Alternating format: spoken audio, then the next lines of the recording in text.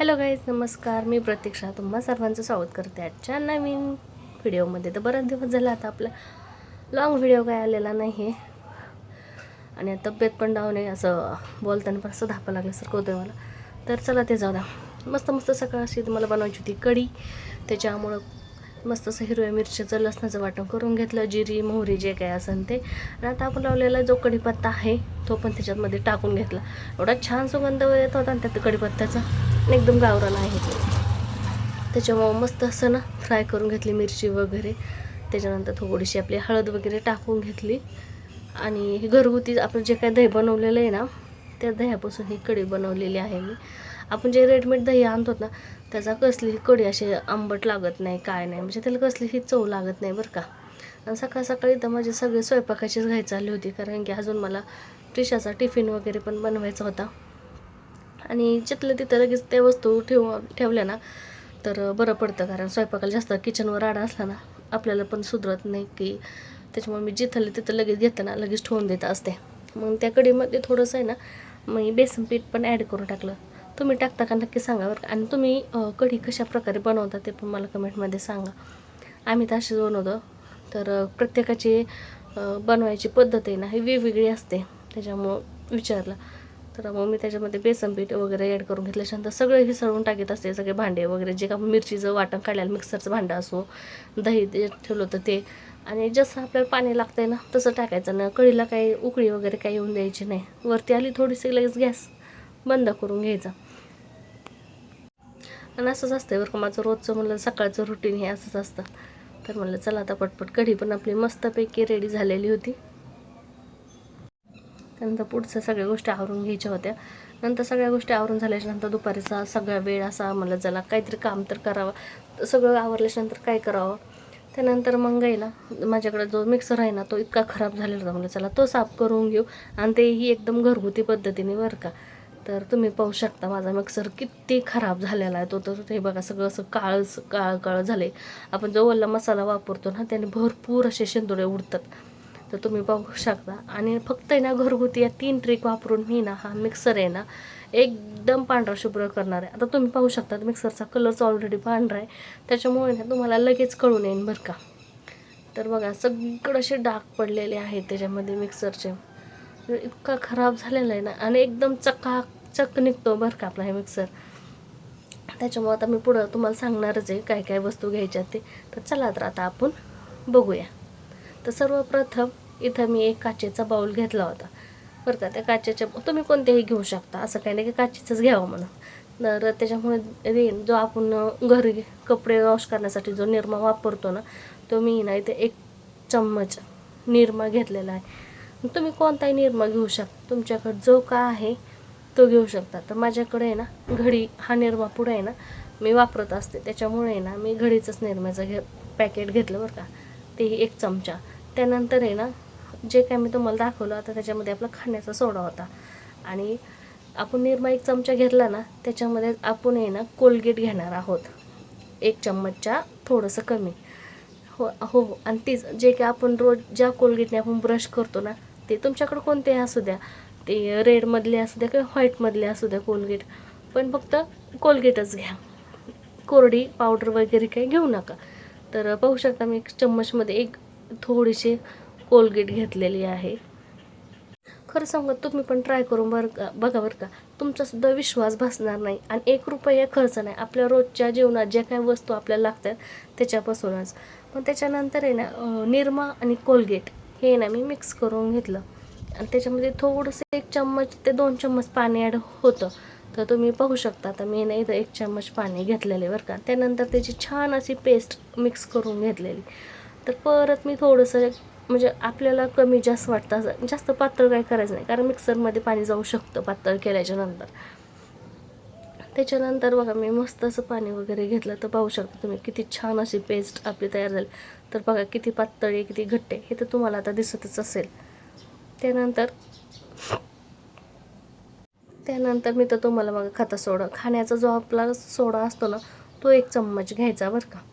आपण जे खातो तोच. मग तिथं खाण्याचा सोडा मी 1 चम्मच घेतला. आणि तो सोडा आहे ना आपल्याला नंतर त्याची काय आपण पेस्ट बनवली त्याच्यामध्ये ॲड करून पूर्ण मिश्रण हे जे काय आहे ते आपल्याला मिक्स करून घ्यायचं आहे. तर पाहू शकतात आपलं किती छान असं मिश्रण आहे ना तयार झालेलं आहे बरं का. आणि तेही एकदम घरगुती पद्धतीने. पुढं तर तुम्ही दिसणच तुम्हाला आपलं आता बघा. आपलं हे 3 साहित्य झालं. आता याच्यामध्ये आपण जो काही दात घासायचा ब्रश असतो तो ब्रश घ्यायचा बरं का. कारण की ब्रशने घासता येतं व्यवस्थित. काने कोपरे सगळ्या गोष्टी आहेत ना ब्रशने निघतात. तुम्ही यूज केलेला ब्रश वापरा, अगर रद्दी वापरा किंवा नवीन वापरा. पण आपल्याकडे एक ब्रश असतो कारण आपल्याला लागतोच खूप असं छोट्या मोठ्या वस्तू घासायला. आणि घरगुती वस्तू आपल्याला काय ना स्वयंपाकातल्या कुकरची झाकण म्हणा काय म्हणा त्याच्यामुळे आपल्याकडे ब्रश असतो. पण तुम्हाला जो घ्यायचा आहे तो घ्या. मी तर घेतलेला आहे कारण माझ्याकडे एक ब्रश कंटिन्यू असतोच साफ करण्यासाठी असं छोटे मोठे हे काय. तर हे बघा असं अलगद हाताने प्रेस करायचं आपलं. आणि सगळ्या बघा काना कोपऱ्यामध्ये आपला सगळीकडे ब्रश आहे ना आपल्याला हाताने वळवता येतो बरं का. त्यानंतर हे सगळी ही जी काय पेस्ट आहे ना ती मी सगळीकडे घासून घेतली छान अशी. थोडंसं माझा मिक्सर आहे ना जरा जास्तच खराब झालेला होता त्याच्यामुळे थोडंसं मला ताण झाला घासण्यासाठी. कारण की आता भरपूर दिवस झालं तर मी घासलाच नव्हता बरं का ब्रश मिक्सर. आणि तर पाहू शकता तुम्हाला ना लगेच घासता सगळ्या काही गोष्टी फरक जाणून. आणि आतला भाग तर एवढा भयंकर झालता ना खूप बापरे. हे जे काय आहे ना आपण जो मसाल्याच्या भाजीला जो कांदा वगैरे भाजतो ना त्याचा जो मसाला उडतो ना त्याच्यामुळे ते एवढं खराब झालं तर माझं मिक्सर अक्षरशः. आणि हे आपण आहे ना मिक्सरला पाण्याने तर काही वॉश करू शकत नाही हे तुम्हाला पण माहिती आहे. त्याच्यामुळे ना घरगुती पद्धतीनेच मी वॉश करीत असते. तर बघा अशा प्रकार सगळा काही मिक्सर आहे मी घासून घेतला. आता तुम्ही ना बिफोर आणि आफ्टरमध्ये तुम्हाला लगेच कळून जाईल बरं का. तर त्यानंतर सुती कापड घेतलं आणि सुती कापडाने सगळा जो काही मिक्सर आहे तो असं पूर्णपणे ना छान असा पुसून घेतला बरं का. ते सुती कापड आहे ना ते काय मी असं ओलं करून ते करून अजिबात घेतलेलं नाही बरं का. डायरेक्ट ते कोरडं आहे त्याच्यामुळं मी त्याने ते पुसून घेतलं डायरेक्ट सगळे. आता सगळं तर मिक्सर तुम्हाला बिफोर आफ्टरमध्ये लगेच जाणून आलं असेल कारण त्याचा कलरच पांढरा आहे त्याच्यामुळं काही लगेच दिसतं येतं आपल्याला. तर बघा आता हे काय ह्याच्यामध्ये काय आपल्याला असं बोटाने त्याने काय आपल्याला व्यवस्थित हे करता येत नाही. त्याच्यामुळं मग आता हे खाचा जे आपल्या ब्रशमध्ये घासले पण आता हे जे खाचा आहेत ना ते खाचातून तुम्हाला दाखवते मी आता घासून.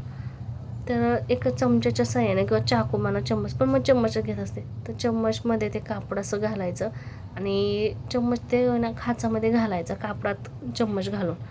तर पाहू शकता मी कसं घालते ते तर तुम्हाला दिसतं. आणि असं बघा असं हे खाचं आहे ना ते जी अशी घासून घ्यायची. तर पाहू शकता तुम्ही किती मस्त असं आहे आपलं मिक्सर निघले. तेही एकदम घरगुती पद्धतीने 1 रुपयाही खर्च न करता. तर पाहू शकता किती घाण निघती. आता हे बघा जे काय आपण मिक्सरच्या खालच्या खाचा आहेत ना त्या आपण अशा मस्तपैकी घासून घ्यायच्या बरं का. लगेच फरक जाणवतो. बघा किती पांढरं शुभ्र बघा किती घाण निघते बरं. आणि अशा हाताने ना ह्याच्यातले मिक्सरमधले जे काही घाण आहे ना आपल्याला ते काही काढताच येत नाही बरं का. त्याच्यामुळं असं काही प्रयोग मी करत असते. अखेर तुम्ही पण एकदा नक्की ट्राय करा बरं का. नक्की ट्राय करा मग तुम्हाला कळेल. तर बघा किती छान असं आपलं मिक्सर चकाचकमध्ये निघलं होतं. तर पाहू शकता बिफोर आणि आफ्टरचा आपल्या मिक्सरचा फरक. छान वाटतं ना.